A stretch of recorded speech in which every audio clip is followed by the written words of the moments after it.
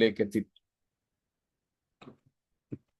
ഇരിക്കുന്നവനും ഇരുന്നവനും വരുന്നവനുമായ പിതാവായ ദൈവത്തിങ്കിൽ നിന്നും അവന്റെ സിംഹാസനത്തിന് മുൻപിലുള്ള 7 ആത്മാക്കളുടെ പക്കൽ നിന്നും വിശ്വസ്ത സാക്ഷിയും മരിച്ചവരിൽ നിന്ന് ആദ്യജാതനുമായ കർത്താവായ യേശുക്രിസ്തുവിങ്കിൽ നിന്നും നിങ്ങളെല്ലാവർക്കും കൃപയും സമാധാനവും മേൽക്കുമേൽ വർദ്ധിച്ചു വരുമാറാകട്ടെ. നമ്മുടെ കർത്താവായ യേശുക്രിസ്തുവിന്റെ ദൈവവും മഹത്വമുള്ള പിതാവുമായവനെ ഞാൻ ഈ സന്ധ്യയിൽ നന്ദിയോടെ വാഴ്ത്തി സ്തുതിക്കുന്നു. നമ്മുടെ കർത്താവിനെ ഞാൻ മഹത്വപ്പെടുത്തുന്നു. ഈ ആഴ്ചയുടെ അവസാനത്തെ ദിവസം നമുക്ക് ഒരുമിച്ച് ദൈവസന്നിധിയിലായിരിക്കാൻ ദൈവം അവസരങ്ങളെ ഒരുക്കുന്നതിനായിട്ട് സന്തോഷിക്കുകയും സ്തോത്രം അർപ്പിക്കുകയും ചെയ്യുന്നു. വേഗത്തിൽ തന്നെ നമ്മൾ പഠിച്ചുകൊണ്ടിരിക്കുന്ന വിഷയത്തിലേക്ക് പ്രവേശിക്കാം. വെളിപ്പാട് പുസ്തകം 20-ാം അധ്യായം 4 മുതൽ 1 മുതൽ തന്നെയുള്ള വാക്യങ്ങളാണ്. 1 മുതൽക്കുള്ള വാക്യങ്ങളിൽ, പ്രത്യേകിച്ച് അതിൻ്റെ 7 വരെ ഉള്ള വാക്യങ്ങളിൽ യോഹന്നാൻ ആവർത്തിച്ച് ഉപയോഗിക്കുന്ന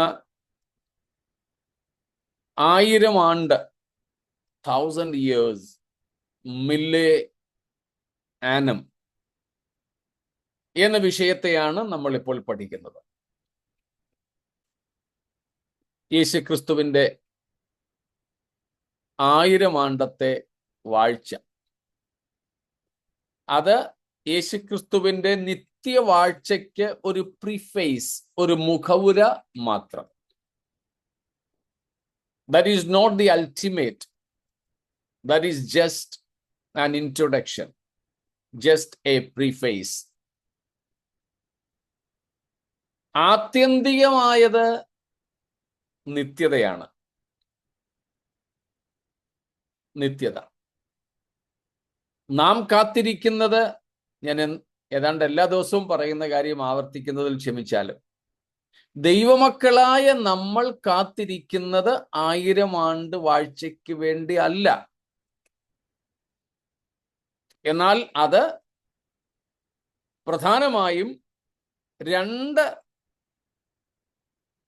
കൂട്ടരുടെ പ്രതീക്ഷയാണ്, 2 കൂട്ടരുടെ ആശയാണ്. 1000 ആണ്ടെന്നുള്ളത് ദൈവസഭയുടെ പ്രത്യാശയല്ല, എന്നാൽ മറ്റ് 2 കൂട്ടരുടെ പ്രത്യാശയും പ്രതീക്ഷയുമാണ്. ആരുടേതാണെന്ന് നമുക്കറിയാമല്ലോ. ഒന്ന് യഹൂദന്റെ, ഇസ്രായേലിന്റെ. 2 സകല സൃഷ്ടികളുടെയും.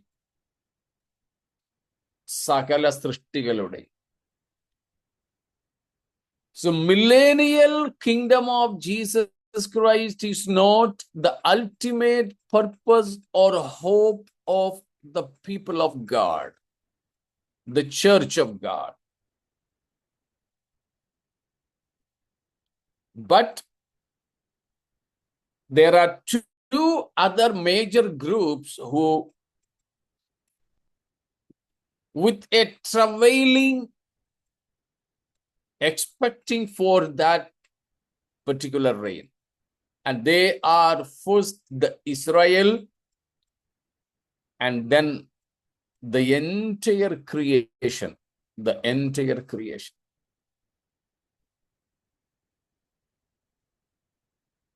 ഇസ്രായേലിന്റെയും സകല സൃഷ്ടികളുടെയും അത്യാശയാണ് യേശുക്രിസ്തുവിന്റെ ഈ 1000 ആണ്ട് വാഴ്ച. ദൈവസഭയുടേതല്ല. പിന്നെ ദൈവസഭ എന്തിനാ കാത്തിരിക്കുന്നേ?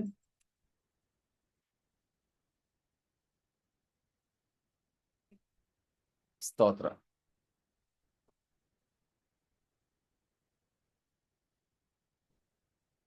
രണ്ട് പത്രോസ് 3-ന്റെ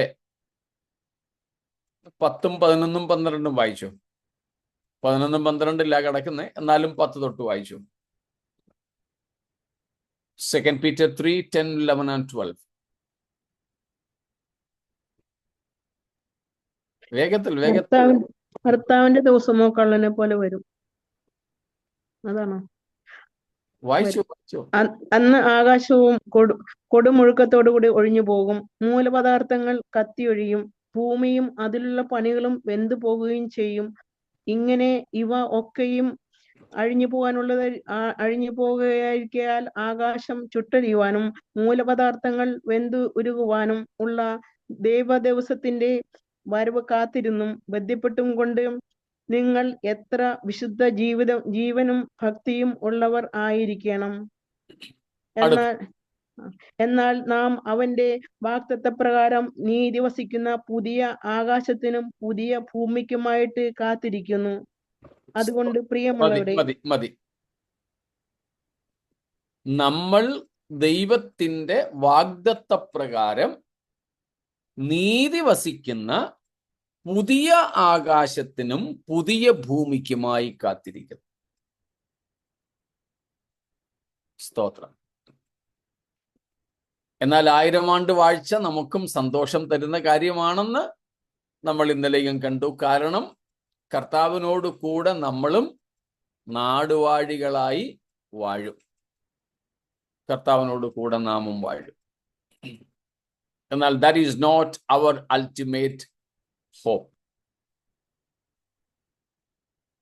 റോമാലേഖനം 8-ാം അധ്യായത്തിന്റെ 19 മുതൽക്കുള്ള വാക്യങ്ങളിൽ നമ്മൾ കാണുന്നുണ്ട്, സകല സൃഷ്ടിയും ഈറ്റുനോവോടുകൂടെ ഇരിക്കുന്നു.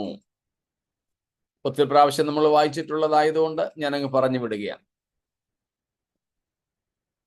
സകല സൃഷ്ടികൾ. അതുകൊണ്ടാണ് ഞാൻ പറഞ്ഞത് 1000 ആണ്ട് വാഴ്ചയ്ക്ക് വേണ്ടി കാത്തിരിക്കുന്നത് സകല സൃഷ്ടികളുമാണ്. കാരണം അവയ്ക്ക് എന്തുണ്ട്? എന്ത് ലഭിക്കണം? ലിബറേഷൻ, സ്വാതന്ത്ര്യം. എന്തിൽ നിന്നെല്ലാം സ്വാതന്ത്ര്യം? ദ്രവത്വത്തിന്റെ ദാസ്യത്തിൽ നിന്നും വേണം. മറ്റൊന്നും കൂടെ ഉണ്ട് അവിടെ. Obtain the freedom of the glory of the children of God. One more thing, they need to have a freedom. One more freedom. മായ. സ്തോത്രം. സകല സൃഷ്ടിയും മായയ്ക്ക് കീഴ്പ്പെട്ടിരിക്കുന്നു. എങ്ങനെയാ മായയ്ക്ക് കീഴ്പ്പെടുത്തിയത്? കീഴ്പ്പെടുത്തിയവന്റെ കൽപ്പന നിമിത്തം. സ്തോത്രം. എന്ത് പ്രതീക്ഷയോടാ അവ കാത്തിരിക്കുന്നത്? മായയ്ക്ക് കീഴ്പ്പെട്ടിരിക്കുന്നത് സ്വാതന്ത്ര്യം പ്രാപിക്കും എന്ന് വെച്ച്. സ്തോത്രം. അപ്പോൾ they need to have 2 freedoms or 3 freedoms. 2 are from negative and 1 is a positive freedom. 2 അടിമത്വത്തിൽ നിന്ന് സകല സൃഷ്ടികൾക്കും സ്വാതന്ത്ര്യം വേണം. ഒന്ന് മായയിൽ നിന്ന്, എന്ന് വെച്ചാൽ വ്യർത്ഥതയിൽ നിന്ന്. മറ്റൊന്ന് ദ്രവത്വത്തിന്റെ അടിമത്വം അഥവാ ദാസ്യത്തിൽ നിന്ന്. ദ്രവത്വം, അതിന്റെ ദാസ്യത്തിൽ നിന്ന്. പിന്നെ അവയ്ക്ക് ലഭിക്കാൻ പോകുന്ന മറ്റൊരു സ്വാതന്ത്ര്യം എന്താ? ദൈവപുത്രന്മാരുടെ തേജസ്സാകുന്ന സ്വാതന്ത്ര്യം. അപ്പോൾ അവിടെ ചിലർക്ക് സംശയം തോന്നാം. അപ്പൊ ദ്രവത്വത്തിന്റെ ദാസ്യത്തിൽ നിന്ന് സകല സൃഷ്ടികൾക്കും സ്വാതന്ത്ര്യം ലഭിക്കുക എന്ന് പറഞ്ഞാൽ പിന്നെ ദ്രവത്വം കാണത്തില്ലേ? കറപ്ഷൻ എന്ന് പറഞ്ഞാൽ അഴുകൽ ഉണ്ടാവത്തില്ലേ? ഉണ്ടാവും, അഴുകൽ ഉണ്ടാവും. പക്ഷേ ആ സ്വാതന്ത്ര്യം ഏതാണെന്നാണ് വ്യക്തമാക്കുന്നത് അവിടെ. ദൈവ പുത്രന്മാരുടെ തേജസ്സാകുന്ന സ്വാതന്ത്ര്യം. So every creation is eagerly, with a labor pain, waiting for the glorification of God's sons, God's people. And the freedom the entire creation will have to achieve is the freedom of the glory of the sons or children of God. കാര്യം മനസ്സിലായോ? വിശദീകരണം വേണോ?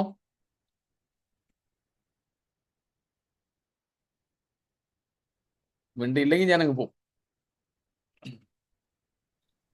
മൗനം സമ്മതം. വേണം.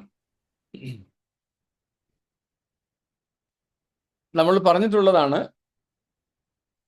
ഈ സകല സൃഷ്ടിയും ഇന്ന് ദ്രവത്വത്തിന് അടിപ്പെട്ടു പോകാൻ എന്താണ് കാരണം?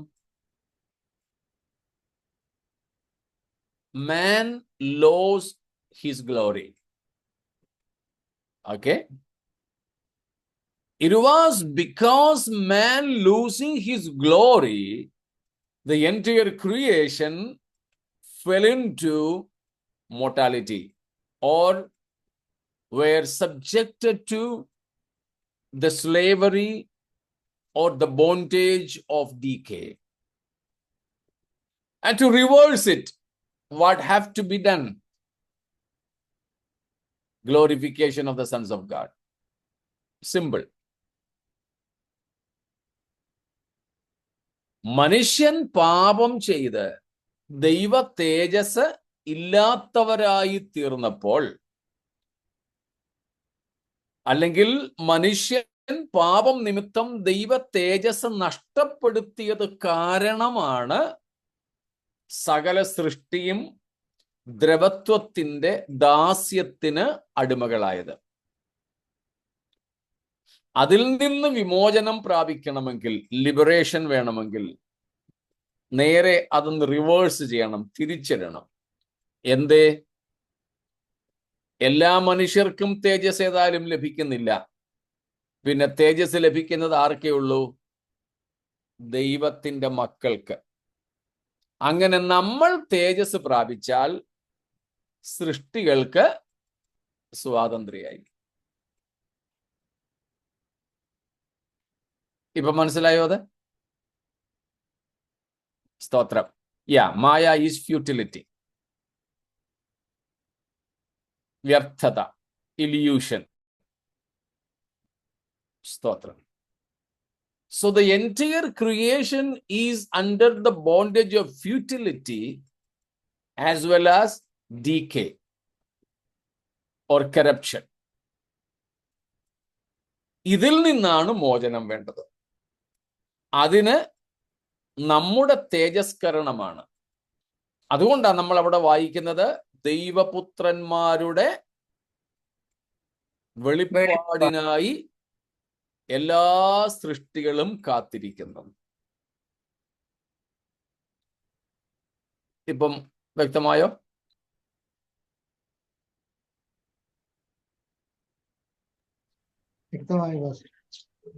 എന്തോ? വ്യക്തമായി. ഓക്കെ, എല്ലാവർക്കും മനസ്സിലായേ? ആർക്കെങ്കിലും ആകത്തുണ്ടെങ്കിൽ ഒന്ന് പറഞ്ഞേക്കണേ.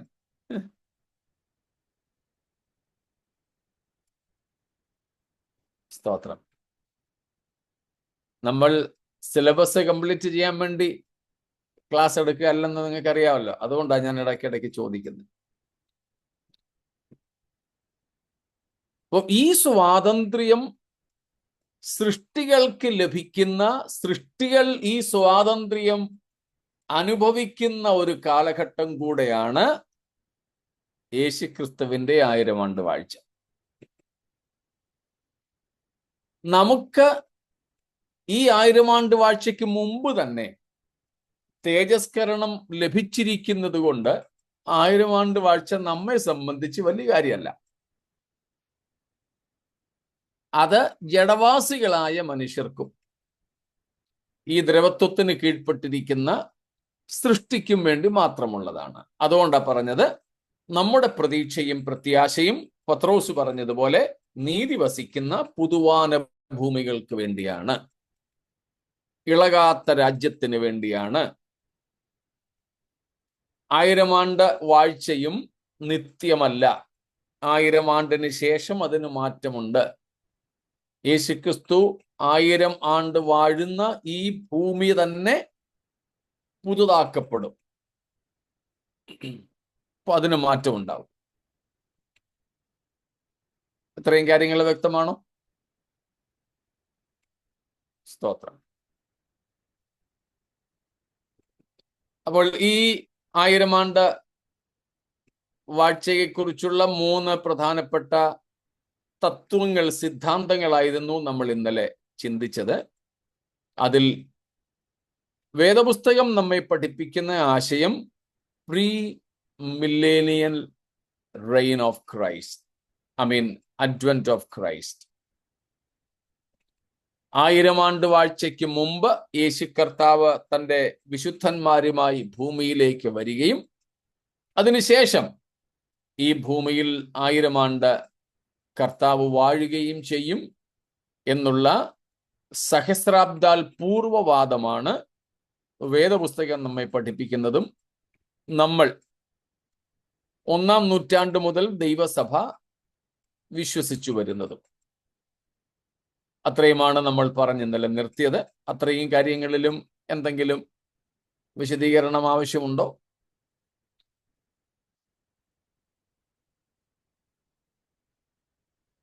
ഇല്ലെങ്കിൽ നമുക്കടുത്തതായിട്ട് ഈ 1000 ആണ്ട് വാഴ്ചയ്ക്ക് വേണ്ടി ഉപയോഗിക്കപ്പെട്ടിരിക്കുന്ന മറ്റ് ചില പ്രയോഗങ്ങളെ ഒന്ന് ഓടിച്ചു നോക്കാം. Other terms used for this millennial kingdom of Christ. ചിലത് എക്സാക്റ്റ് ആയിട്ട് അത് തന്നെ ആകണമെന്നില്ല, നിത്യരാജ്യവുമായി ബന്ധപ്പെട്ടതുമുണ്ട്. അപ്പോൾ തന്നെ നമുക്ക് 1000 ആണ്ട് വാഴ്ചയ്ക്ക് പകരമായി ബൈബിളിൽ കാണുന്ന ചില പ്രയോഗങ്ങളെ നമുക്കൊന്ന് നോക്കാം. ചില പ്രയോഗങ്ങളെ പ്രത്യേകിച്ച് നമ്മൾ അത് പുതിയ നിയമത്തിലാണ് നോക്കുന്നത്. പഴയ നിയമത്തിലെ മറ്റ് റെഫറൻസുകളിലേക്ക് നമ്മൾ വരുന്നുണ്ട്. അപ്പോൾ നമുക്ക് ആ ഭാഗങ്ങൾ കാണാം. പുതിയ നിയമത്തിൽ നമ്മൾ കാണുന്ന പ്രയോഗങ്ങളിൽ ആദ്യത്തേത് നമ്മൾ ഇപ്പോൾ തന്നെ കണ്ടു, 1000 ആണ്ട് വാഴ്ച. So the other titles or other terms for millennium, യേശുവിൻ്റെ സഹസ്രാബ്ദ വാഴ്ചയ്ക്ക് ഉള്ള പര്യായ വാക്കുകൾ, മറ്റ് പ്രയോഗങ്ങൾ, പ്രത്യേകിച്ച് പുതിയ നിയമത്തിൽ നിന്ന്. ഒന്നാമത്തേതാണ് നമ്മൾ 1000 ആണ്ട് വാഴ്ച എന്നത് കണ്ടത് വെളിപ്പാട് 20-1 തൊട്ട് 7 വരെയുള്ള വാക്യങ്ങളിലാണ്. കുറഞ്ഞത് 6 പ്രാവശ്യമെങ്കിലും ആ പദപ്രയോഗവും കാണുന്നുണ്ട്. 2, the world to come, വരുവാനുള്ള ലോകം. the world to come, നിത്യതയ്ക്ക് വേണ്ടിയും അത് പറയാം കേട്ടോ. എന്നാൽ 1000 ആണ്ട് വാഴ്ചയ്ക്ക് വേണ്ടിയും ആ പദം അല്ലെങ്കിൽ ആ ഒരു പ്രയോഗം നമുക്ക് ഉപയോഗിക്കാം. എബ്രായർ 2:5 വാക്യം, Hebrews 2:5.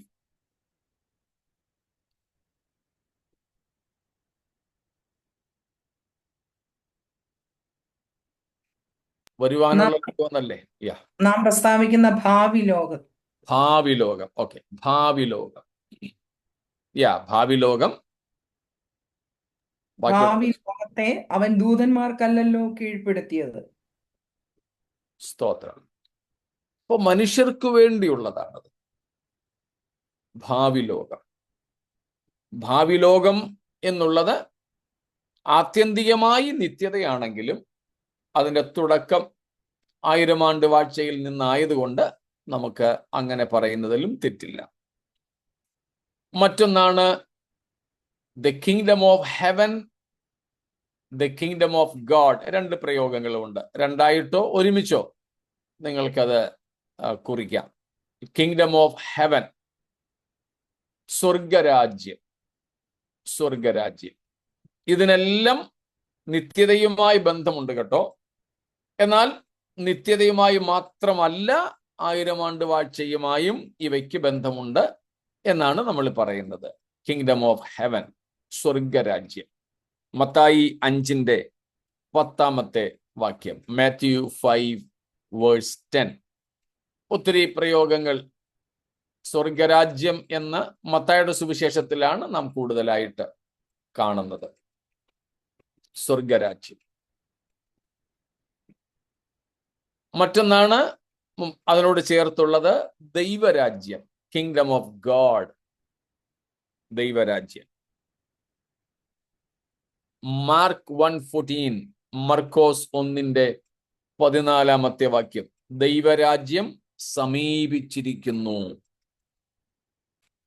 The kingdom of God is at hand. യോഹന്നാൻ സ്നാപകനും നമ്മുടെ കർത്താവുമൊക്കെ സുവിശേഷം പ്രസംഗിച്ചു തുടങ്ങിയത് അങ്ങനെയാണല്ലോ.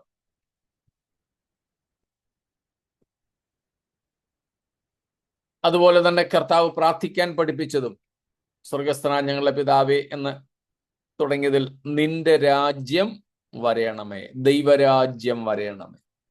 അപ്പോൾ ദൈവരാജ്യം, ദൈവരാജ്യം എന്നത് ദൈവം ഭരിക്കുന്ന രാജ്യം, ദൈവാധിപത്യം. സ്തോത്രം, ദൈവാധിപത്യം. ഇപ്പോൾ ഉള്ളത് മനുഷ്യാധിപത്യവും പിന്നെ ചിലയിടത്തൊക്കെ മൃഗാധിപത്യവും ഒക്കെയാണ്. പൊതുവെ ഡെമോക്രസി എന്ന് ഇപ്പോൾ നമ്മൾ വിളിക്കുന്നു. എന്നാൽ അത് theocracy, where God's rule is established. സ്തോത്രം. അടുത്ത പ്രയോഗമാണ് നാം കാണുന്നത് the regeneration. The regeneration. Mathew 19:28, Mathai 19:28. ആ വാക്യം ഒന്ന് വായിച്ചു. അത് ഒരുപക്ഷെ നമുക്ക് സംശയമുളവാക്കുന്ന ഒരു പ്രയോഗമാണ്. യേശു അവരോട് പറഞ്ഞത്, എന്നെ അനുഗമിച്ചിരിക്കുന്ന നിങ്ങൾ പുനർജനനത്തിൽ മനുഷ്യപുത്രൻ തന്റെ മഹത്വത്തിന് സിംഹാസനത്തിൽ ഇരിക്കുമ്പോൾ നിങ്ങളും 12 സിംഹാസനത്തിൽ ഇരുന്ന് ഇസ്രായേൽ ഗോത്രം 12നും ന്യായം വിധിക്കും എന്ന് ഞാൻ സത്യമായിട്ട് നിങ്ങളോട് പറയുന്നു. ശിഷ്യന്മാരോട് പറഞ്ഞ കാര്യമാണെന്ന് നമുക്കറിയാമല്ലോ.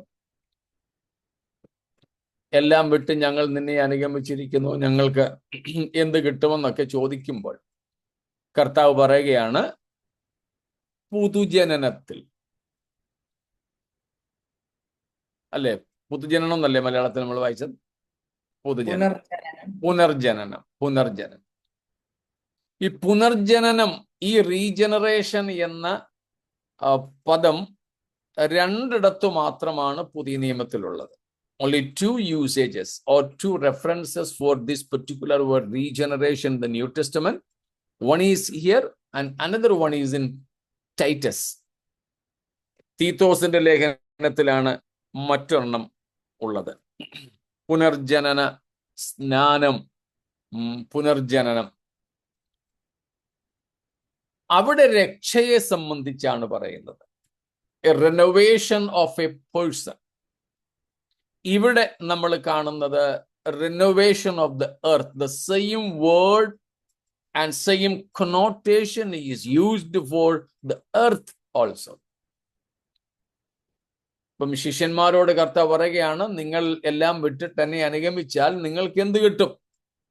പൊതുവെ എല്ലാവരുടെയും ചോദ്യമാണല്ലോ.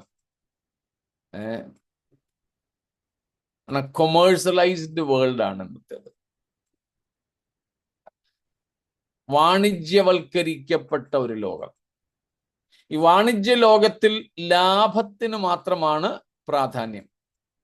എന്തും മുടക്കാൻ തയ്യാറാണ്. പക്ഷെ ചോദ്യം, വാട്ട് ഈസ് ഇൻ റിട്ടേൺ? എവിടെയും people are ready to invest anything, but the question, what in return? ഇവിടെ ശിഷ്യന്മാരും അതാ ചോദിച്ചത്, എന്ത് കിട്ടും? അവരുടെ ഭാഷയിൽ തന്നെ കർത്താവ് പറഞ്ഞു, പുനർജനനത്തിൽ മനുഷ്യപുത്രൻ യേശുക്രിസ്തു തന്റെ തേജസ്സിന്റെ സിംഹാസനത്തിൽ ഇരുന്ന് ന്യായം വിധിക്കുമ്പോൾ നിങ്ങളും അവനോട് കൂടെ 12 സിംഹാസനങ്ങളിൽ ഇരുന്ന് ഇസ്രായേൽ ഗോത്രം 12നെയും ന്യായം വിധിക്കും. ഇതെപ്പോഴാ സംഭവിക്കാൻ പോകുന്നത്? യേശു തന്റെ തേജസ്സിന്റെ സിംഹാസനത്തിൽ ഇരുന്ന് ഭരണം നടത്തുന്നത് 1000 ആണ്ട് വാഴ്ചയിലാണ്. യഹൂദൻ ഭരിക്കപ്പെടുന്നത് അതേ സമയത്താണ്. സ്തോത്രം. അപ്പോൾ 1000 ആണ്ട് വാഴ്ചയെ നമുക്കിവിടെ പുനർജനനം എന്ന പദം കൊണ്ട് വിവക്ഷിക്കാം. പുനർജനനം എന്ന പദം കൊണ്ട് വിവക്ഷിക്കാം. തീത്തോസ് 3:5 മറ്റേ വാക്ക് അല്ലെങ്കിൽ മറ്റേ പ്രയോഗം. ടൈറ്റസ് 3:5 അവിടെ കാണുന്നത് regeneration of man in salvation. Here regeneration of the earth in Jesus rule. അടുത്തതായിട്ട് the time of refreshing. The time of refreshing. അപ്പോസ്തലപ്രവൃത്തികൾ 3:19 വാക്യം. 3:19 Acts of the Apostles.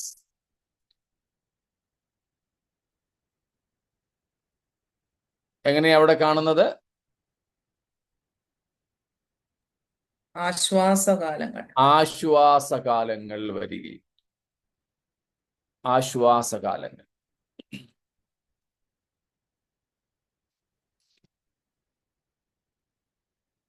അതും ഇസ്രായേലുമായും സൃഷ്ടികളുമായും ബന്ധപ്പെട്ട ഒരു പ്രയോഗമാണ്. ആശ്വാസകാലങ്ങൾ വരികയും. എന്നിട്ട് നാം അവിടെ കാണുന്നു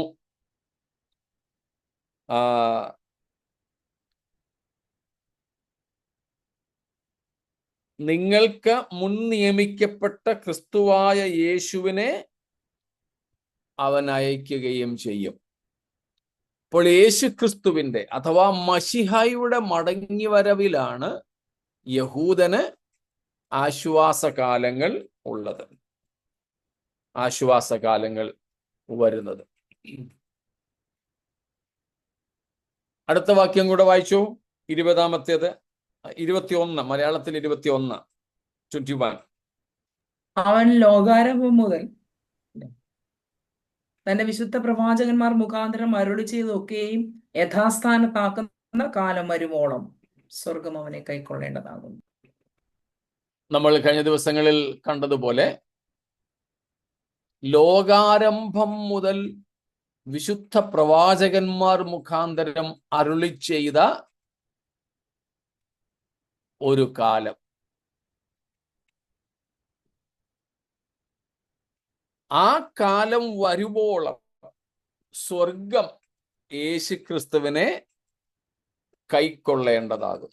എന്ന് വെച്ചാൽ ക്രിസ്തു എന്നുവരെ സ്വർഗത്തിലായിരിക്കും. ഈ പ്രവചിക്കപ്പെട്ട ആശ്വാസകാലങ്ങൾ വരുവോളം. അതിൻ്റെ തുടക്കമാണ് 1000 ആണ്ട്. അതുകൊണ്ട് ആശ്വാസകാലങ്ങൾ, the refreshing times or the times of refreshing. മറ്റൊന്നാണ് നമ്മളിപ്പോൾ തന്നെ വായിച്ച the restitution of all things. 21 വാക്യത്തിൽ നമ്മൾ കണ്ടത് സകലവും യഥാസ്ഥാനപ്പെടുത്തുന്ന കാലം. A time of restitution or a time of restituting everything. അത് തന്നെയാണ് നമ്മൾ റോമർ 8:18 തൊട്ടുള്ള വാക്യങ്ങളിലും കണ്ടത്. റെസ്റ്റിറ്റ്യൂഷൻ, പുനഃസ്ഥാപനം, യഥാസ്ഥാപനം. ദൈവം സൃഷ്ടിച്ച, ദൈവമാക്കി വച്ച, ദൈവം ആഗ്രഹിച്ച അവസ്ഥയിലല്ല ഇന്നെല്ലാ സൃഷ്ടികളും. അതിനൊക്കെ സ്ഥാനഭ്രംശം ഉണ്ടായി. സ്ഥാനഭ്രംശമുണ്ടായി. നമ്മൾ ചിലപ്പം വണ്ടിയിൽ തന്നെ പോവുക, ട്രെയിനോ ഫ്ലൈറ്റോ ഒക്കെ ആയിക്കോട്ടെ, നമ്മുടെ കാറോ ബസ്സിലോ ഒക്കെ യാത്ര ചെയ്താൽ നമ്മുടെ സാധനങ്ങളൊക്കെ എടുത്ത് ഇങ്ങനെ എവിടെയെങ്കിലുമൊക്കെ വയ്ക്കും. ചിലപ്പോൾ അത് ക്യാബിനിലായിരിക്കും വയ്ക്കുന്നത്, ഇല്ലെങ്കിൽ നമ്മുടെ അടുത്തായിരിക്കും, അല്ലെങ്കിൽ കാറിൻ്റെ ഒക്കെ ആണെങ്കിൽ ട്രങ്ക് ഡിക്കിയിലായിരിക്കും. പക്ഷെ വണ്ടി ഓടിക്കൊണ്ടിരിക്കുമ്പോൾ ചിലപ്പോൾ ബ്രേക്ക് പിടിക്കുന്നതാകാം, ചിലപ്പോൾ വല്ല സ്പീഡ് ബ്രേക്കറും കയറി ഇറങ്ങുമ്പോഴാകാം, ചിലപ്പം കുഴിയിലൊക്കെ. വണ്ടി ഓടുന്നത് കൊണ്ട് ഈ സാധനങ്ങളൊക്കെ വെച്ചേക്കുന്നിടത്താൻ ഇരിക്കുവോ? ഇല്ലല്ലോ. പ്രത്യേകിച്ച് ഫ്ലൈറ്റിൽ യാത്ര ചെയ്തിട്ടുള്ളവർക്കറിയാം, ഫ്ലൈറ്റ് ലാൻഡ് ചെയ്യാൻ നേരമോ ലാൻഡ് ചെയ്ത് കഴിഞ്ഞിട്ടോ ഒരു അനൗൺസ്മെന്റ് ഉണ്ട്, നിങ്ങൾ ഇറങ്ങുമ്പം നിങ്ങളുടെ സാധനമൊക്കെ എടുത്തോണ്ടേ പോകാവേ. ക്യാബിനിൽ നിങ്ങൾ വെച്ച സാധനം ചിലപ്പോൾ വെച്ചിടത്ത് കാണത്തില്ല, അത് അങ്ങോട്ടോ ഇങ്ങോട്ടോ ഒക്കെ മാറിക്കിടക്കുകയായിരിക്കും, നോക്കിയെടുത്തോണ്ട് പോകണമെന്ന് ഒരു അനൗൺസ്മെന്റ് ഉണ്ട്. അപ്പൊ ഇതെല്ലാം ഒന്ന് കുലുങ്ങി അങ്ങോട്ടും ഇങ്ങോട്ടൊക്കെ ആയി. ഇതിനെയെല്ലാം ചിലപ്പോൾ കൂടുതലായിട്ട് സംഭവിച്ചാൽ നമ്മൾ എന്ത് ചെയ്യും? എവിടെയെങ്കിലും വണ്ടി നിർത്തിയിട്ട് പിന്നെയും പഴയ സ്ഥാനത്തൊക്കെ എടുത്തു വയ്ക്കും. ചിലപ്പോൾ ചിലതൊക്കെ തെറിച്ച് എവിടെയെങ്കിലുമൊക്കെ പോകും. ഇതുപോലെ പാപം നിമിത്തം എന്ത് സംഭവിച്ചു? സകല സൃഷ്ടികളും ഡിസോർഡറിലേക്ക്, സൃഷ്ടികളിൽ മുഴുവനും ഒരു കുഴച്ചിൽ ഉണ്ടായി, ഉഴൽച്ച ഉണ്ടായി. തമ്പുരാൻ പ്രത്യേകിച്ചൊന്നും ചെയ്തില്ല, ആ പരുവത്തിൽ ഇങ്ങനെ അങ്ങ് പോവുക. കർത്താവ് പറഞ്ഞു, അവിടെ ഇരിക്കട്ടെ, സമയം വരുന്നുണ്ട്, സകലവും യഥാസ്ഥാനപ്പെടുത്താനുള്ള ഒരു സമയം. അതിനെയാണ് നമ്മൾ മിനിയാന്നാണെന്ന് തോന്നുന്നു എഫേസ്യർ 1:9-10 വാക്യങ്ങളിൽ നിന്നും തിരുഹിതത്തിന്റെ മർമ്മം എന്ന നിലയിൽ വായിച്ചിരുന്നു. ദൈവം തൻ്റെ തിരുഹിതത്തിന്റെ മർമ്മം, the mystery of the will of God, നമ്മോട് അറിയിച്ചു. അതോ സ്വർഗത്തിലും ഭൂമിയിലും ഉള്ളത് എല്ലാം പിന്നെയും ക്രിസ്തുവിൽ ഒന്നായി ചേർക്ക എന്നിങ്ങനെ കാലസമ്പൂർണതയിലെ വ്യവസ്ഥയ്ക്കായിക്കൊണ്ട് തന്നെ. ആ കാലസമ്പൂർണതയുടെ വ്യവസ്ഥയെയാണ് പത്രോസ് അപ്പോസ്തലൻ അപ്പോസ്തല പ്രവർത്തികൾ 3:21 സകലവും യഥാസ്ഥാനപ്പെടുത്തുവാനുള്ള കാലം എന്ന് പറഞ്ഞത്. സ്തോത്രം. മനുഷ്യന്റെ ആയുസ്, ആരോഗ്യം, പ്രകൃതി സകലത്തെയും സൃഷ്ടിയുടെ ആരംഭത്തിൽ എന്നതുപോലെ തിരിച്ചു കൊണ്ടുവരുന്ന, യഥാസ്ഥാനപ്പെടുത്തുന്ന കാലം. അത് ഈ 1000 ആണ്ട് വാഴ്ച.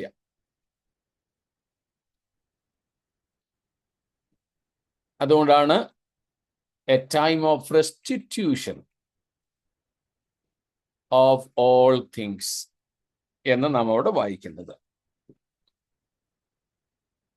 അപ്പോൾ ഇങ്ങനെ വിവിധ പ്രയോഗങ്ങൾ നമുക്ക് പുതിയ നിയമത്തിൽ കാണുവാനായിട്ട് സാധിക്കുന്നുണ്ട്. സ്തോത്രം. വേറെയും പല പ്രയോഗങ്ങളുണ്ട്, പ്രധാനപ്പെട്ട ചിലത് സൂചിപ്പിച്ചു എന്നേ ഉള്ളൂ. എന്തെങ്കിലും വിശദീകരണം?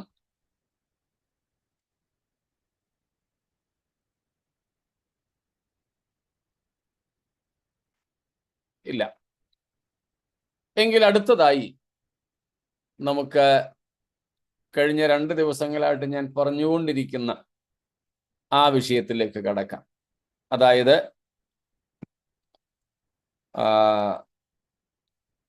പ്രത്യേകിച്ച് പഴയ നിയമത്തിൽ ഇതേ സംബന്ധിച്ച് പറയുന്ന ചില ഭാഗങ്ങൾ നമുക്കൊന്ന് ഓടിച്ചു നോക്കാം. ഇതിന് ഞാൻ ആധാരമായിട്ട് എടുക്കുന്നത്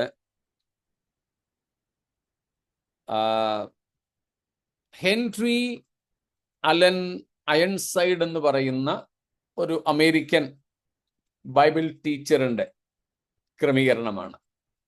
H.A. അയൺസൈഡ്, ഹെൻറി അലൻ അയൺസൈഡ് എന്ന് പറയുന്ന ഒരു ബൈബിൾ ടീച്ചറാണ് ഈ ക്രമീകരണം അല്ലെങ്കിൽ ഇങ്ങനെ ഒന്ന് എഴുതി വെച്ചിരിക്കുന്നത്. അത് ഞാനൊരു പുസ്തകത്തിൽ വായിച്ചതിൽ നിന്നാണ് നിങ്ങളോട് ഇത് പങ്കുവയ്ക്കുന്നത്. അദ്ദേഹം ആണ് എടുത്തു വെച്ചിരിക്കുന്നത്. പ്രത്യേകിച്ച് he summarizes the Old Testament promises or prophecies about the millennium. അദ്ദേഹം പഴയ നിയമത്തിൽ 1000 ആണ്ട് വാഴ്ചയെക്കുറിച്ചുള്ള വാഗ്ദത്തങ്ങളെ അല്ലെങ്കിൽ പ്രവചനങ്ങളെ ഒന്ന് ക്രോഡീകരിച്ചു തരുന്നുണ്ട്. അദ്ദേഹം ചെയ്തത് കൂടാതെയും ഉണ്ടാകാം. അതായത് അദ്ദേഹം എല്ലാം രേഖപ്പെടുത്തിയിട്ടുണ്ടെന്ന് നമുക്ക് അവകാശപ്പെടാൻ പറ്റില്ല. സമുദ്രം പോലെ കിടക്കുന്ന ഈ ദൈവവചനത്തിന്റെ ചിന്തകളിൽ, ആശയങ്ങളിൽ ഒരാൾക്ക് കണ്ടെത്താൻ കഴിയാത്തത് മറ്റൊരാൾക്ക് ഒരുപക്ഷെ കണ്ടെത്താൻ കഴിഞ്ഞേക്കാം. അങ്ങനെയുള്ളതും ഇതിൽ വിട്ടുപോകുന്നതും നിങ്ങൾക്ക് അതിൻ്റെ കൂടെ ചേർക്കാവുന്നതാണ്. അദ്ദേഹം ഏറ്റവും ആദ്യം 1000 ആണ്ട് വാഴ്ചയെക്കുറിച്ചുള്ള പ്രവചനങ്ങളെ ക്രോഡീകരിച്ച് കാണിക്കുന്നത് സങ്കീർത്തന പുസ്തകങ്ങളിൽ നിന്നാണ്, സാംസിൽ നിന്നാണ്. നമുക്കറിയാം, പെന്തക്കോസ്ത്, മലയാളി പെന്തക്കോസ്തുകാരായ നമ്മുടെ സഭകളിൽ സങ്കീർത്തന വായന ഇല്ലാത്ത ഒരു പരിപാടിയില്ല. സഭായോഗങ്ങൾ, ഞായറാഴ്ചത്തെ സഭായോഗങ്ങൾക്ക് അത് കണ്ടിപ്പ, അല്ലെ, തമിഴിൽ പറഞ്ഞാൽ അച്ചട്ടായിട്ടും വേണം. പിന്നെ ഹൗസ് ഡെഡിക്കേഷനോ ചർച്ച് ഡെഡിക്കേഷനോ ബർത്ത്ഡേയോ കല്യാണമോ ആനിവേഴ്സറിയോ ശവമടക്കോ ഏതൊരു ശുശ്രൂഷയ്ക്കും നമ്മൾ സങ്കീർത്തനം വായിക്കും. മിക്ക വീടുകളിലും കുടുംബ പ്രാർത്ഥനയ്ക്കും സങ്കീർത്തനമാണ് വായിക്കുന്നത്. അപ്പൊ സങ്കീർത്തനം വിട്ടൊരു പരിപാടി മലയാളി പെന്തക്കോസ്തുകാർക്ക് ഇല്ല എന്ന് പറയാം. അതുകൊണ്ട് തന്നെ നമ്മൾ മിക്കവാറും ഞായറാഴ്ചകളിൽ കേട്ടിട്ടുണ്ടായിരിക്കും സങ്കീർത്തനങ്ങളുടെ വിഭജനത്തെക്കുറിച്ച്. അതിൽ ഒരു വിഭജനം, ഡിവിഷൻ ഓർ ക്ലാസിഫിക്കേഷൻ ഓഫ് സാംസ്, അതിൽ ഒരു ക്ലാസിഫിക്കേഷനാണ്, ഒരു വിഭജനമാണ്, ഒരു വകുപ്പാണ് മെസ്സിയാനിക് സാംസ്, മശിഹാ സങ്കീർത്തനങ്ങൾ. കേൾക്കാത്ത ആരും കാണത്തില്ല. അഥവാ കേട്ടില്ല എന്നുണ്ടെങ്കിൽ നമ്മൾ ശ്രദ്ധിക്കാഞ്ഞത് കൊണ്ടാണ്. കാരണം ഏതെങ്കിലും ഒക്കെ പാസ്റ്റേഴ്സ് എപ്പോഴെങ്കിലും ഈ സങ്കീർത്തനങ്ങളെ പരിചയപ്പെടുത്തിയിട്ടുണ്ടാവും. മശിഹാ സങ്കീർത്തനങ്ങൾ, അങ്ങനെയുള്ള മശിഹാ സങ്കീർത്തനങ്ങളെയാണ് ഈ അയൺസൈഡ് നമുക്കിവിടെ ചൂണ്ടിക്കാണിക്കുന്നത്. അതിൽ ഏറ്റവും ആദ്യത്തെ മശിഹാ സങ്കീർത്തനം ഏതാണെന്ന് നിങ്ങൾക്കറിയായിരിക്കുമല്ലോ. രണ്ട്. വളരെ വ്യക്തതയോടെ എഴുതിയിട്ടുള്ള ഒരു സംഗതിയാണ്. സിയോനിൽ ഞാൻ എൻ്റെ രാജാവിനെ വാഴിച്ചിരിക്കുന്നു. സ്തോത്രം. അപ്പം സാംസ് 2:8 അത് ഞാൻ മലയാളത്തിൽ പറയാം, പിന്നെ ഇംഗ്ലീഷിൽ ഒന്നും കൂടെ ആവർത്തിക്കാം. 2:8, 16, 22, 23,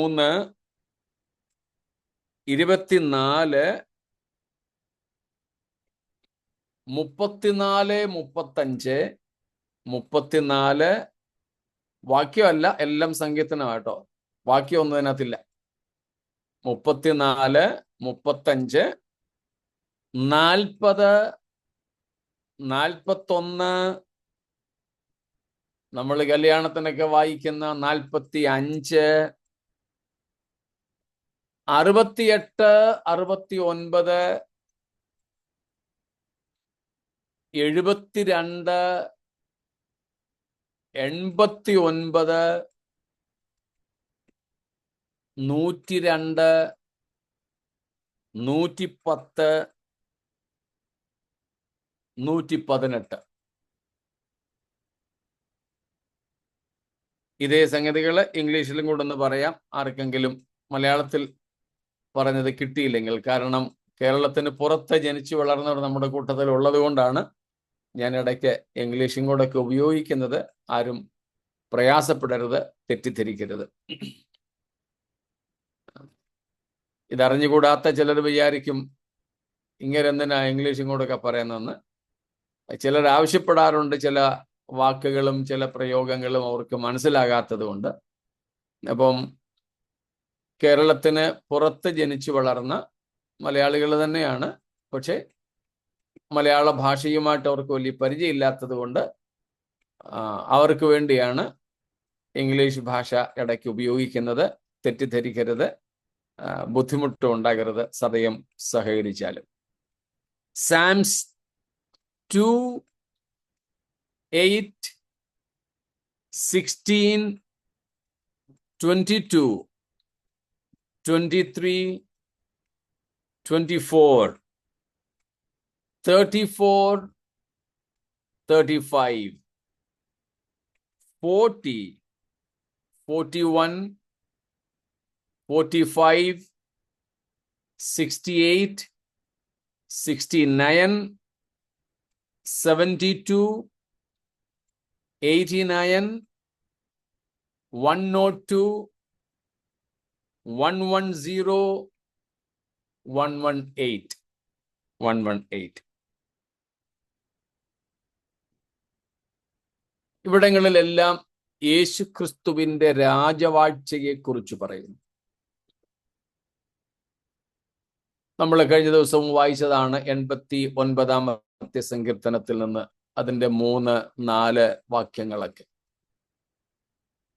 2-ാം സങ്കീർത്തനമൊക്കെ നമുക്ക് മനഃപ്പാഠമാണ്. നമ്മള് മിക്കപ്പോഴും പറയും, നീ എന്നോട് ചോദിച്ചോളുക, ഞാൻ നിനക്ക് ജാതികളെ അവകാശമായും ഭൂമിഴറ്റങ്ങളെ കൈവശമായും തരും എന്നൊക്കെ നമുക്ക് പ്രാർത്ഥനകളിൽ മനഃപ്പാഠമായിട്ട് ഉദ്ധരിക്കുന്ന വാക്യങ്ങളാണ്. അത് കഴിഞ്ഞിട്ട് പ്രധാനമായും 1000 ആണ്ട് വാഴ്ചയെക്കുറിച്ചുള്ള പ്രവചനങ്ങൾ ഉള്ളത് യെശയ്യാവിലാണ്. ഐശയ്യ. ചിലത് ഒന്ന് ചൂണ്ടിക്കാണിക്കാം. ഈ പറയുന്നതിനേക്കാൾ കൂടുതലുണ്ട് കേട്ടോ. 2-ാം അധ്യായം 1 തൊട്ട് 5 വരെ. ഐശയ്യ 2:1-5. അവിടെ നമ്മൾ കാണുന്നത് God is foretelling through the man of God, Isaiah, about the future glory of Jerusalem. യെരൂശലേമിന്റെ ഭാവി മഹത്വം. Gentiles seeking the Lord. ജാതികൾ യഹോവയെ അന്വേഷിച്ചു വരുന്നത്.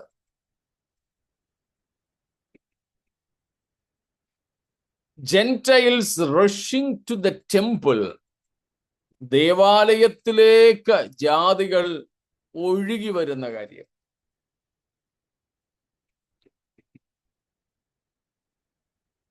രാജാവും ന്യായാധിപനുമായി ദൈവം ഭരിക്കുന്ന കാര്യം. The theocracy. രാജാവും ന്യായാധിപനുമായി ദൈവം വാഴുന്ന കാര്യം. ആ കാലത്ത് ഉണ്ടാകുന്ന സാർവലൗകികമായ സമാധാന അന്തരീക്ഷം, പീസ്ഫുൾനെസ്, ഇങ്ങനെയുള്ള കാര്യങ്ങളൊക്കെ അവിടെ പ്രവചിച്ചിരിക്കുന്നു. ഇതൊക്കെ എപ്പോ നടക്കുന്ന കാര്യമാണ്? കർത്താവ് രാജാവായി വാഴുമ്പോൾ മാത്രമേ ഉള്ളൂ.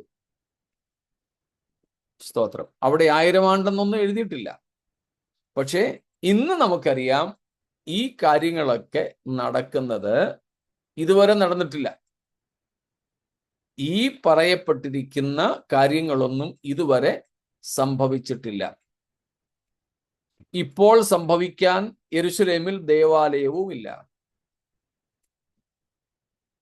പിന്നെ ഇത് സംഭവിക്കാൻ ഇടയുള്ളത് തിരുവെഴുത്ത് വ്യക്തമാക്കുന്നു 1000 ആണ്ട് വാഴ്ചയിൽ മാത്രമേ ഉള്ളൂ. മറ്റൊന്നാണ് 11-ാമത്തെ അധ്യായത്തിലുള്ളത്. പുസ്തകം യെശയ്യാവ് തന്നെ ആയതുകൊണ്ടാ പേര് പറയാത്ത കേട്ടോ. സ്തോത്രം. 11-ാമത്തെ അധ്യായത്തിൽ അതിൻ്റെ ആദ്യം മുതലേ ഉണ്ട്. 1-ാം വാക്യം മുതൽ തന്നെ ഉണ്ട്. ഇശ്ശായിയുടെ കുറ്റിയിൽ നിന്നൊരു മുള പൊട്ടി പുറപ്പെടും,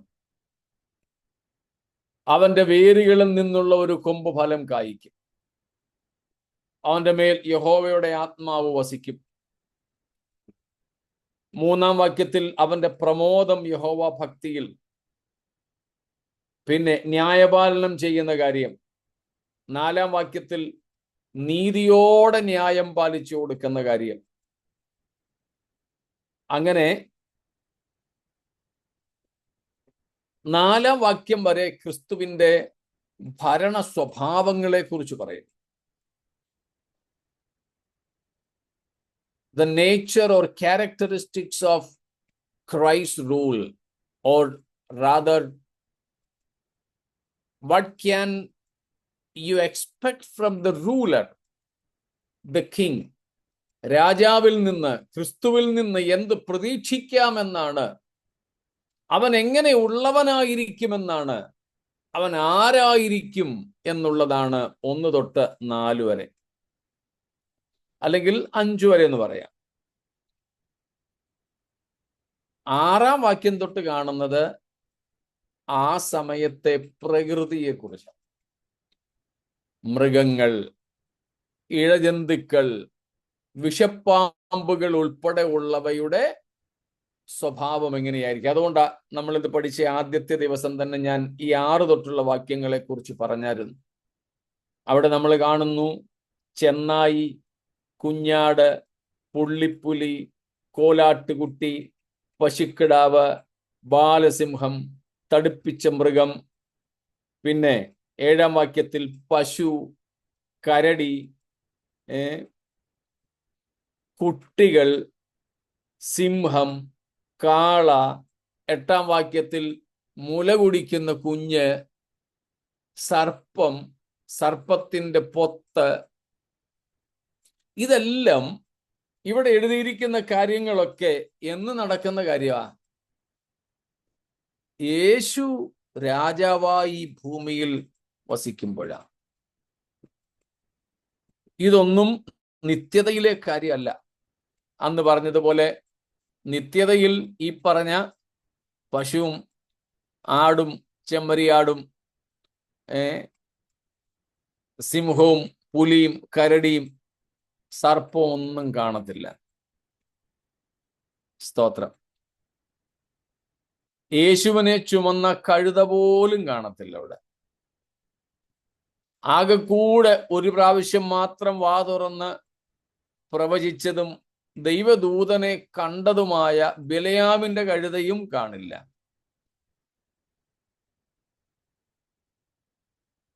ഇവയൊന്നും അവിടെ കാണത്തില്ല. ഇതെല്ലാം ഈ ഭൂമിയിൽ മാത്രമേ കാണൂ. സ്വർണത്തെരുവീതികളിൽ പാമ്പിന് മാളം കുഴിക്കാനൊന്നും ഉണ്ടാവില്ല.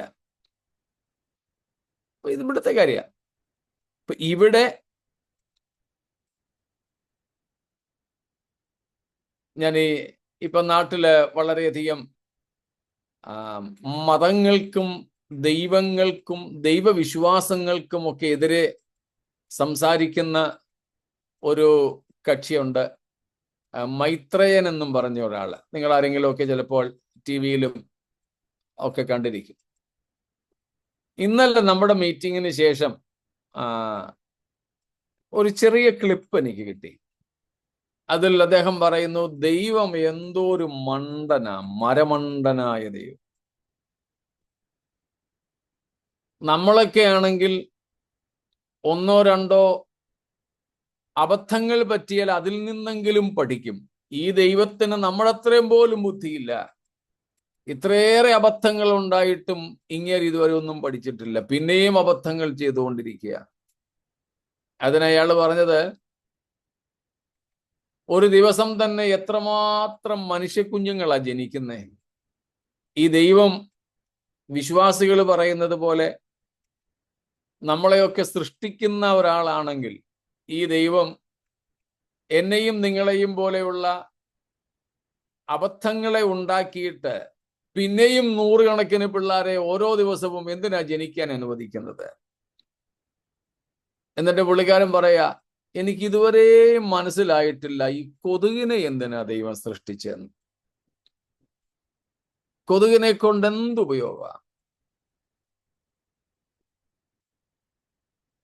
മനസ്സിലാകില്ല. എന്നാൽ ഈ കൊതുക് പോയിട്ട് സർപ്പവും സിംഹവും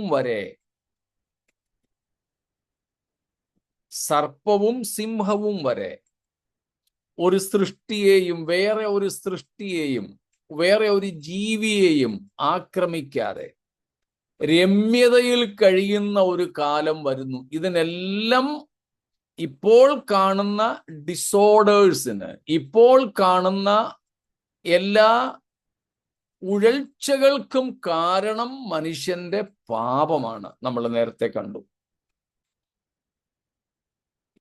അന്ന് കൊതുക് കാണും,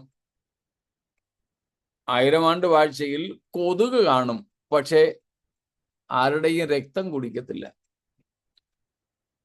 സർപ്പം ഉണ്ടോടെ, പക്ഷെ ആരെയും അത് കടിക്കത്തില്ല.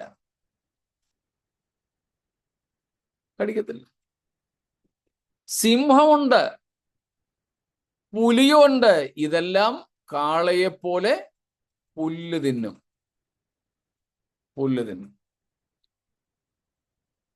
അപ്പോൾ ദൈവത്തിന്റെ പർവ്വതത്തിൽ യാതൊരുവിധ ദോഷങ്ങളും ഉണ്ടാവില്ല.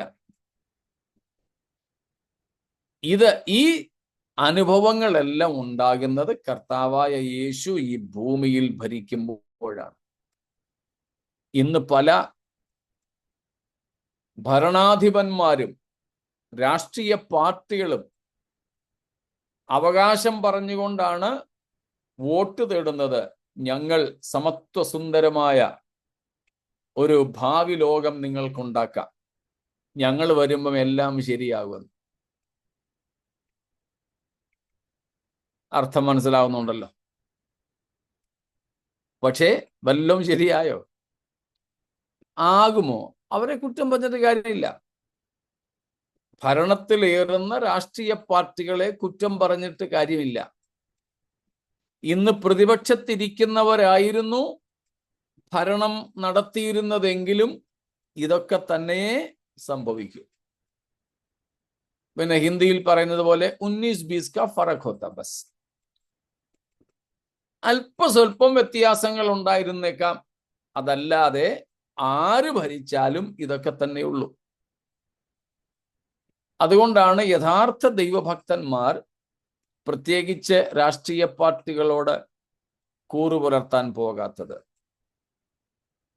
പിന്നെ വോട്ട് കൊടുക്കുന്നത് പൊതുവെ പാർട്ടി നോക്കിയായിരിക്കില്ല, മിക്കയിടത്തും ആ നിൽക്കുന്ന സ്ഥാനാർത്ഥിയെ നോക്കിയായിരിക്കും. നമ്മൾ അങ്ങനെയാണ് കണ്ടുവരുന്നത്. അപ്പൊ നമുക്ക് പാർട്ടിയല്ല വിഷയം. കാരണം ഏതു പാർട്ടി ഭരിച്ചാലും നടക്കാൻ പോകുന്നതൊക്കെ എത്രയേ ഉള്ളൂ. അത് അവരുടെ കുറ്റമല്ല. പാപം നിമിത്തം എല്ലാം കൺഫ്യൂസ്ഡ് ആയ, എല്ലാം പെർവേർട്ടഡ് ആയ, വഷളായിപ്പോയ ലോകത്തിൽ ഇതേ നടക്കൂ, ഇതിനപ്പുറത്തേക്കില്ല. എന്നാൽ ഇതെല്ലാം നേരെയാകണമെങ്കിൽ ആര് വന്നേ പറ്റൂ? നമ്മുടെ കർത്താവ് വന്നേ പറ്റൂ. നമ്മുടെ കർത്താവ് വന്നേ പറ്റൂ. സ്തോത്രം. അതിനുവേണ്ടി അത് ഈ മനുഷ്യന്മാർക്ക് അറിയത്തില്ലെങ്കിലും ആർക്കറിയാം? ജീവനില്ലാത്ത സൃഷ്ടികൾക്കറിയാം, ആത്മാവില്ലാത്ത ജീവജാലങ്ങൾക്കറിയാം. അതുകൊണ്ടാണ് സകല സൃഷ്ടിയും ഈറ്റുനോവോടിരിക്കുന്നെന്ന് നമ്മൾ മുമ്പേ റോമർ 8-ാം അധ്യായത്തിൽ നിന്ന് കണ്ടത്. അതാണ് ഇവിടെ യെശയ്യാവ് പറയുന്നത്. Another പോർഷൻ ഈസ് ചാപ്റ്റർ 32, 32-ാം അധ്യായമാണ്. 1 തൊട്ടുള്ള വാക്യങ്ങൾ നമുക്കറിയാം. ഒരു രാജാവ് നീതിയോടെ വാഴും. എപ്പോഴാ സംഭവിക്കുന്നത്? ഇനി ഇപ്പോൾ ലോകഭരണം ഇസ്രായേലിനെ ഏൽപ്പിച്ചാലും ഇത് നടക്കാൻ പോകുന്നില്ല. ട്രംപ് വന്നാലോ, പുടിൻ വന്നാലോ, മോദി സാബ് വന്നാലോ, ഗാന്ധി വന്നാലോ ഒന്നും നേരെയാകുന്ന കാര്യങ്ങളല്ലിത്. പിന്നെ രാഷ്ട്രീയ ആരോപണ പ്രത്യാരോപണങ്ങൾ ഇവർക്കൊക്കെ നടത്താമെന്നേ ഉള്ളൂ. There can be allegations, mutual allegations. Who or be on the throne, on the government? We can expect nothing else. What is going on now? But only one expectation is there, even for the non-living created world. The Creator himself will establish his righteous throne. So that is our expectation. നീതിയുള്ള രാജാവേ അങ്ങ് വരയണമേ. അതാണ് 32-ാമത്തെ അധ്യായത്തിൽ നമ്മൾ കാണുന്നത്. സ്തോത്രം. അപ്പോൾ ഇങ്ങനെ വേറെ ഉണ്ട് കേട്ടോ, കുറെ ഭാഗങ്ങൾ വേറെ ഉണ്ട്. ജസ്റ്റ് ഒരു സൂചന മാത്രമേ ഉള്ളൂ. മുൻപോട്ടുള്ള ഭാഗങ്ങളിലും നമ്മൾ ഈ 1000 ആണ്ട് വാഴ്ചയുടെ പ്രത്യേകതകളെ കുറിച്ച് ചിന്തിക്കും.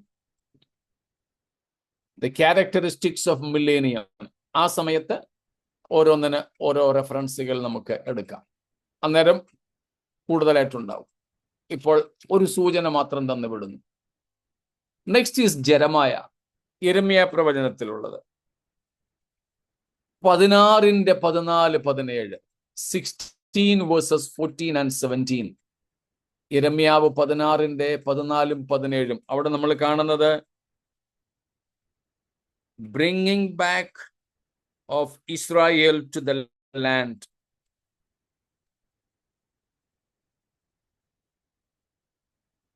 The final restoration of Israel. ഇസ്രായേലിനെ അന്തിമമായി യഥാസ്ഥാനപ്പെടുത്തുന്ന, തങ്ങളുടെ രാജ്യത്തേക്ക് അന്തിമമായി ഇനി ഒരിക്കലും ചിതറിപ്പോകാത്തതുപോലെ അവരെ തിരിച്ചു വരുത്തുന്ന വാഗ്ദത്തമാണ്.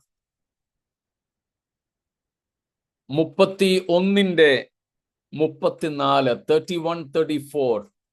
അതൊന്ന് വായിച്ചോളൂ. കുറച്ചു നേരമായല്ലോ എൻ്റെ മാത്രം ശബ്ദം നിങ്ങൾ കേൾക്കുന്നു. 31-34.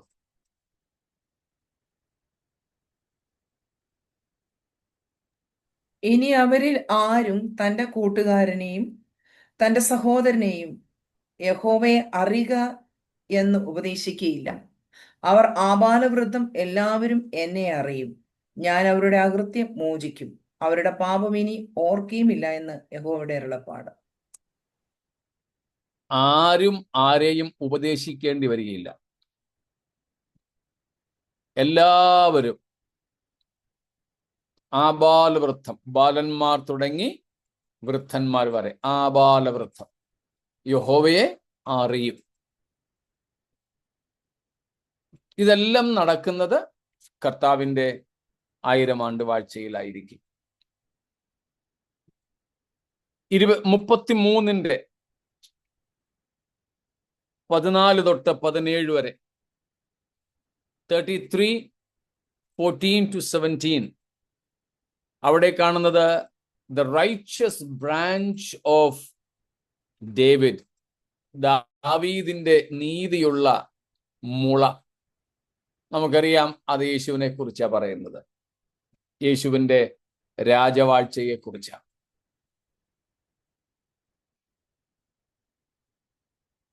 23-ന്റെ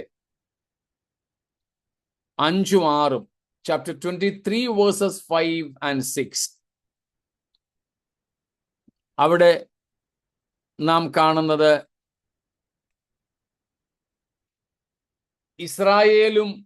ഇസ്രായേലിനെയും യഹൂദയെയും ഒന്നാക്കി തീർക്കുന്ന ഒരവസ്ഥയാണ്.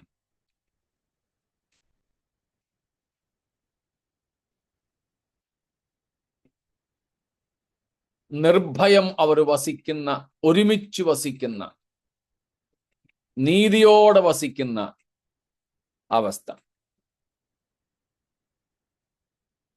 30:7 തൊട്ട് 10 വരെ, 30 verses 7 to 10, യാക്കോബിന്റെ കഷ്ടകാലം കഴിഞ്ഞ്, യാക്കോബിന്റെ കഷ്ടകാലം എന്താണെന്ന് നമ്മൾ പഠിച്ചിട്ടുണ്ട്. മഹാപീഡനത്തെ കുറിച്ച് പറയുന്ന ഭാഗമാണ് ദ ട്രബിൾ ഓഫ് ജേക്കബ്.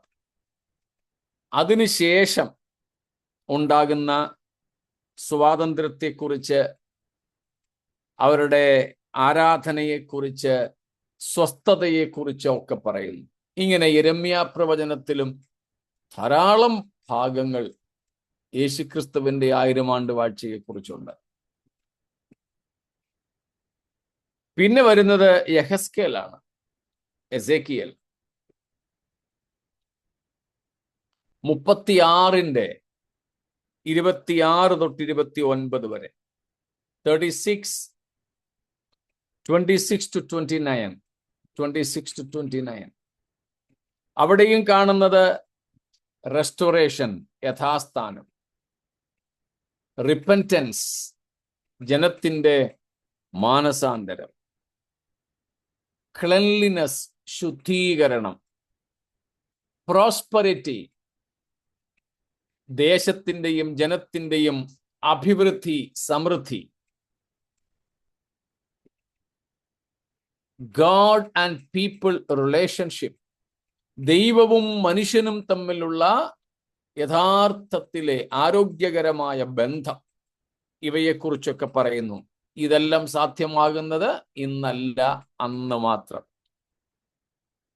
37-ാം അധ്യായം നമുക്കൊക്കെ അറിയാം, എസെക്കിയേൽ 37. എന്താ അവിടുത്തെ പ്രധാന വിഷയം? നമ്മൾ ആ അധ്യായമൊക്കെ എടുത്ത് നമ്മൾ ഒത്തിരി പ്രസംഗിക്കാറൊക്കെ ഉണ്ട്. എന്നാൽ ആ അധ്യായം യഥാർത്ഥത്തിൽ പറയുന്നത് ഫൈനൽ റെസ്റ്റോറേഷൻ ഓഫ് ഇസ്രായേൽ.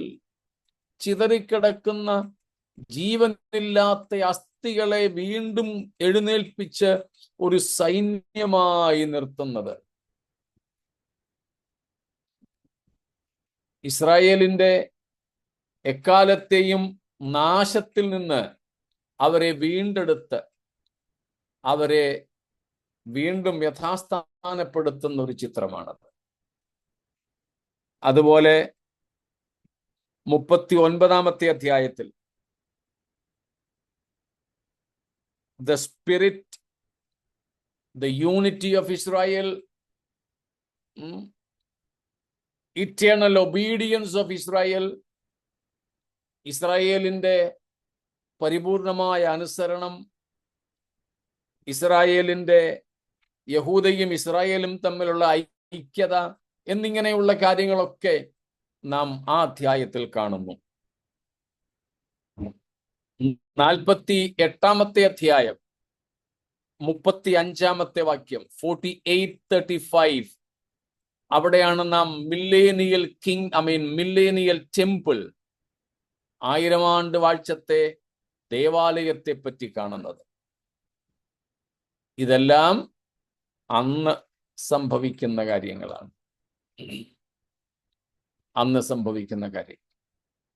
അങ്ങനെയാണ് യെഹെസ്കേലിൽ ഉള്ളത്. സ്തോത്രം. നമ്മുടെ സമയം തീരുന്നു. ഒന്നും കൂടെ പറഞ്ഞ് ഞാൻ നിർത്താം. ഹോശയ പ്രവചനത്തിൽ, അതിനു മുമ്പ് ദാനിയേൽ ഉണ്ട്. ഹോശയ്ക്ക് മുമ്പ് നമുക്ക് ദാനിയേൽ, അതുകൂടെ പറഞ്ഞ് നിർത്താം. ദാനിയേൽ 2-ാം അധ്യായത്തിൽ നിന്ന് നമ്മൾ കണ്ടു കഴിഞ്ഞതാണ് 44-ഉം 45-ഉം വാക്യങ്ങൾ. കൈ തൊടാതെ പറഞ്ഞു വരുന്ന കല്ല്. ഇതിനിടയിൽ ഞാൻ നിങ്ങൾക്ക് തിരുവെഴുത്തുകൾ പഠിക്കാനുള്ള മറ്റൊരു കാര്യവും കൂടെ പറയാം. ഓരോ പുസ്തകത്തിലും യേശുക്രിസ്തുവിനെ കുറിച്ച് പറഞ്ഞിട്ടുള്ള കാര്യങ്ങൾ നിങ്ങൾ നോട്ട് ചെയ്യണം. എല്ലാം ചിലപ്പോൾ നിങ്ങളുടെ ഒരു വായനയിൽ കിട്ടിയെന്ന് വരില്ല. എന്നാലും കിട്ടുന്നതൊക്കെ Christ in every book or each book.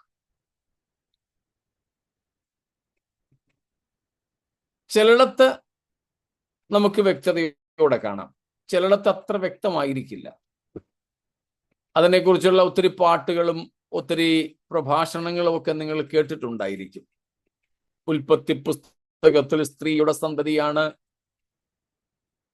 പുറപ്പാട് പുസ്തകത്തിൽ പെസഹ കുഞ്ഞാടാണ് എന്നിങ്ങനെ പറഞ്ഞു വരുന്ന കാര്യങ്ങൾ. ആ പറയുന്നതൊക്കെ ഓരോ കാര്യങ്ങൾ മാത്രമേ ഉള്ളൂ, അത് മാത്രമാണെന്ന് കരുതരുത്.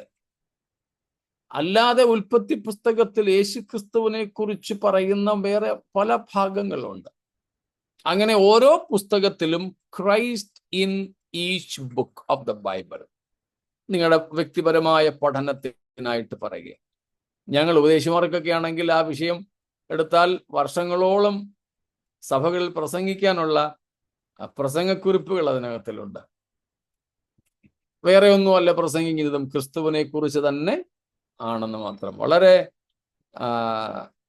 മനോഹരമായ ഒരു പഠന വിഷയമാണ്. അക്കൂട്ടത്തിൽ ദാനിയേൽ പ്രവചനത്തിൽ നമ്മൾ കാണുന്നതാണ്, ദാനിയേലിൽ യേശുവിനെ ആദ്യം ചിത്രീകരിച്ചിരിക്കുന്നതാണ് ഈ കൈ തൊടാതെ പറഞ്ഞു വരുന്ന കല്ല്. This rock or this stone that is plucked without any human hand. സ്തോത്രം. കൂടാതെ 7-ാം അധ്യായത്തിൽ നമ്മൾ കണ്ടതാണ്, ചാപ്റ്റർ 7, 13, 14, 18, 27. 7-ാമത്തെ അധ്യായത്തിൽ 13, 14, 18, 29 ഒക്കെയുള്ള അധ്യായങ്ങളിൽ, വാക്യങ്ങളിൽ യേശുക്രിസ്തുവിന്റെ സഹസ്രാബ്ദ വാഴ്ചയിലെ ഭരണത്തെക്കുറിച്ച്, ന്യായാധിപത്യത്തെക്കുറിച്ച്, എതിർ ക്രിസ്തുവിന്റെ ഭരണത്തെ മാറ്റുന്നതിനെ കുറിച്ച് ഒക്കെ അവിടെ രേഖപ്പെടുത്തിയിരിക്കുന്നു. അങ്ങനെ പഴയ നിയമത്തിലെ ഓരോ പുസ്തകത്തിലും കർത്താവിന്റെ 1000 ആണ്ട് വാഴ്ചയെക്കുറിച്ചുള്ള പരാമർശങ്ങളുണ്ട്. അതിൽ ചിലത് നമ്മൾ ദാനിയേൽ പ്രവചനം വരെ ഉള്ളത് നോക്കി. കർത്താവിന്റെ വരവ് താമസിക്കുന്നെങ്കിൽ ബാക്കി നമുക്ക് തിങ്കളാഴ്ച നോക്കാം എന്ന് കർത്താവിൽ ആശിക്കുന്നു. സ്തോത്രം. വീണ്ടും എന്നും പറയുന്ന കാര്യങ്ങൾ തന്നെ പറഞ്ഞു നിർത്തുന്നു. നമ്മൾ നീതി വസിക്കുന്ന പുതിയ ആകാശത്തിനും പുതിയ ഭൂമിക്കുമായിട്ട് കാത്തിരിക്കുന്നു. സ്തോത്രം. പ്രിയരെ, നമ്മുടെ കർത്താവിന്റെ വരവ് കാത്തിരുന്നും ബന്ധപ്പെടുത്തിയും കൊണ്ട് വിശുദ്ധ ജീവനവും ഭക്തിയുമുള്ളവരായിരിക്കാൻ ഈ വചനങ്ങളാൽ ദൈവം നമ്മെ ഒരുക്കട്ടെ, സഹായിക്കുമാറാകട്ടെ.